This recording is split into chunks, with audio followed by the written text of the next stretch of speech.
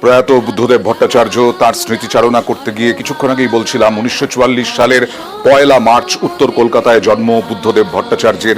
1961 সালে শৈলেন্দ্র সরকার বিদ্যালয় থেকে উচ্চ মাধ্যমিকে উত্তীর্ণ হন। মুখ্যমন্ত্রী হওয়ার পরও এই স্কুলে, এই শৈলেন্দ্র সরকার স্কুলে এসেছেন বুদ্ধদেব ভট্টাচার্য। এই স্কুল থেকেই উচ্চ মাধ্যমিক পাশ করেন বুদ্ধদেব ভট্টাচার্য, প্রাক্তন মুখ্যমন্ত্রী।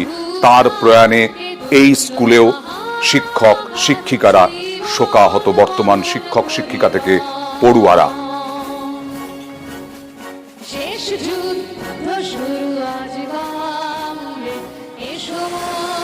আমরা ছোট বাচ্চাগুলোকে যখন দেখি তখন ভাবি যে উনি একসময় এরকম ছোট ছিলেন, উনিও একসময় এই স্কুলেই পড়াশোনা করেছেন, তাদেরও মাস্টারমশাইরা তাকে মানুষ করেছেন।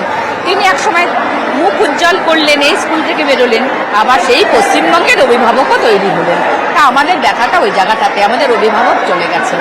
আমি যখন চাকরি পেয়েছি তারপরে উনি একবার এসেছিলেন। 1 থেকে 12 পর্যন্ত উনি এখানে পড়াশোনা করেছেন এবং এখানে মামা বাড়িতে থেকে পড়াশোনা করতেন। এবং আমাদের যখন 100 বছর পূর্তি হয় তখন উনি এসেছিলেন। আমার যে জায়গাটা হেডমাস্টারের সিট, সেখানে উনি বসতে চাননি।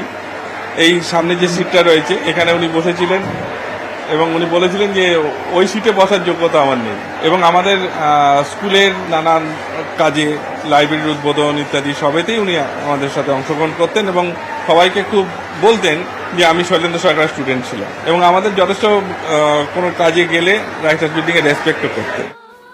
1944 সালে উত্তর কলকাতাতেই জন্ম, আর উত্তর কলকাতার শৈলেন্দ্র সরকার বিদ্যালয়, সেখানেই শিক্ষালাভ শুরু বুদ্ধদেব ভট্টাচার্যর।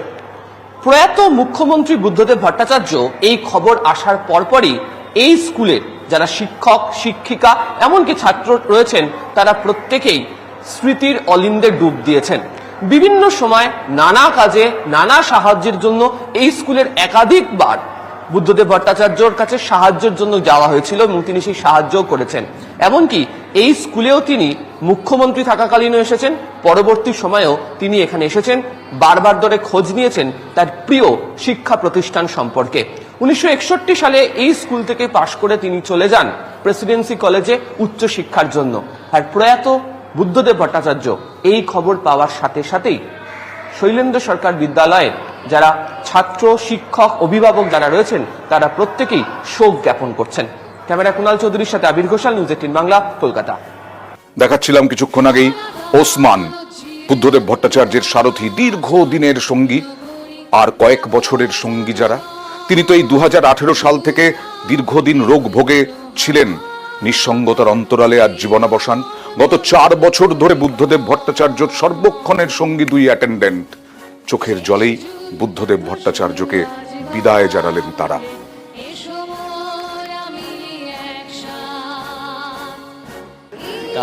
কালকে রাতে শ্বাসকষ্ট যখন হচ্ছিল রাত 2টো নাগাদ, আমি তখন ওনাকে বাইপ্যাপ দিই। তো বাইপ্যাপ দেওয়ার পরে, বাইপ্যাপ 3.5-4 ঘন্টা ছিল। বাইপ্যাপ দেওয়ার পরে উনি একটু কমফোর্টেবল, মানে সাধারণ দিক থেকে এসছে। তারপরে সকালবেলায় যেরকম উনি চা বিস্কুট খান, জলখাবার, মেডিসিন খাওয়ানোর পরে শ্বাসকষ্টের সমস্যা বেশি হচ্ছিল, তখন ডাক্তারের পরামর্শ নিয়ে বাইপ্যাপ দিয়েছি আমরা। আবার বাইপ্যাপ দেওয়া হয় সকালে। তারপর ডাক্তারবাবু আসেন, এসে ওনাকে চেক আপ করে দেখেন। বাইপ্যাপ দেওয়ার চলাকালীন উনি শ্বাস ত্যাগ করে যান। ওনার সাথে আমার সেরকমই সম্পর্ক ছিল, উনি আমাকেও খুব ভালোবাসতেন, আমি ওনাকে খুব ভালোবাসতাম। ওনারা আমাকে এখান থেকে ছাড়তে চাইনি, আমিও ওনাকে ছেড়ে যেতে চাইনি। ওনার প্রতি একটা নিজের পিতার মতে যেহেতু ওনাকে সেবা করতাম, ওনার প্রতি সেরকম একটা মায়াও পড়ে গেছিল। তিনি চুম্বক, যখন ক্ষমতায় ছিলেন তখন যেমন, যখন সিংহাসনচ্যুত তখনও তিনি চুম্বক। দীর্ঘ কয়েক বছর ধরে বামেদের ব্রিগেডে তিনি মুখ, বুদ্ধদেব ভট্টাচার্য।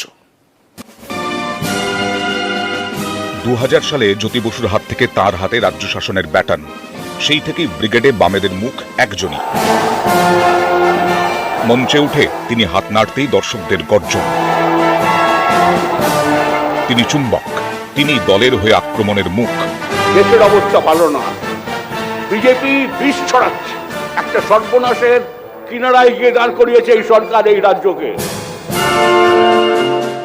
এ রাজ্য এখন দেউলিয়া,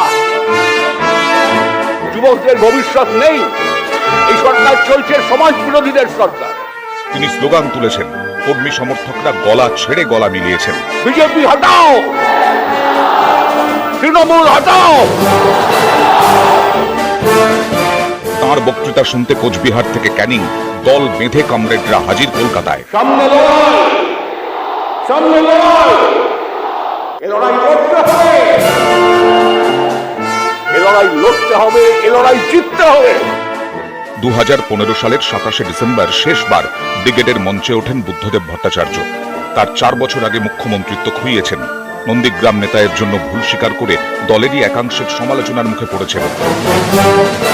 তবু বামেদের ব্রিগেড মানেই তিনিই ছিলেন আকর্ষণের কেন্দ্রবিন্দু। আলিমুদ্দিন স্ট্রিট, একে গোপালন ভবন বারবার বুঝেছে, যে জনতা জনার্দন ভোটে জেতান তাদের কাছে বুদ্ধদেব ভট্টাচার্যই বাংলায় সিপিএম এর মুখ। ক্ষমতাচ্যুত হওয়ার পরেও 2019 সালেও তা টের পাওয়া গেছে। সে বছর 23 ফেব্রুয়ারি ছিল বামেদের ব্রিগেড। বাঁকুড়া, মালদা, বীরভূম, পুরুলিয়া সহ প্রায় সব দূর দূরান্তের জেলা থেকে বাস কর্মী সমর্থকরা হাজির। প্রত্যেকের মনেই প্রশ্ন, বুদ্ধবাবু আসবেন তো?